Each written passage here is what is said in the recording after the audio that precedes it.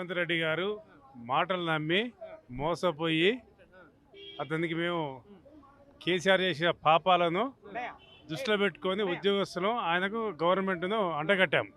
కానీ ఈనాడు రేవంత్ రెడ్డి ప్రభుత్వ పాఠశాల చదివి ప్రభుత్వ కాలేజీలు చదివి మరి ఈనాడు ప్రభుత్వ ఉపాధ్యాయులకే చేయిస్తున్నాడు. ఆయనకు ఇల్లు కట్టుకుంటూ 150 కోట్లు ఉంటాయి కొత్త బిల్డింగు. అదే బట్టి విక్రమార్కు 50 కోట్లు కడతారు ఖమ్మంలో. మంత్రులు హెలికాప్టర్లో తిరుగుతారు. వెహికల్ 100 కిలోమీటర్లు కూడా హెలికాప్టర్లు వాడుతున్నారు. ఈ ఖర్చులన్నీ ఎక్కడికి వెళ్ళచ్చు? ప్రజల సొమ్ము, మా సొమ్ము. ఈయన రూపాయి కూడా ఈయన జేబులోకి వెళ్ళి చేయలేదు. మేము జీపీఎఫ్ ఇవాళ నేను 40 ఏళ్ళకి వెళ్ళి సేవ్ చేసుకున్నా, జిఐ సేవ్ చేసుకున్నా, టీహెచ్ఈలే సేవ్ చేసుకున్నా. అన్నీ మా డబ్బులు మేమే అడుగుతుంటే మాకు ఇవ్వకుండా అడ్డగోలి ఖర్చు పెట్టి ఇలా హెలికాప్టర్లో తిరుక్కుంటా వాళ్ళ ప్రజాపాలన అని మొత్తం దుర్వినియోగం చేస్తున్నారు.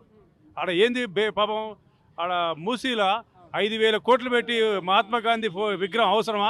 ఈయన విగ్రహం కట్టుకోమని వాళ్ళ ఊర్లో రేవంత్ రెడ్డి గారు విగ్రహం.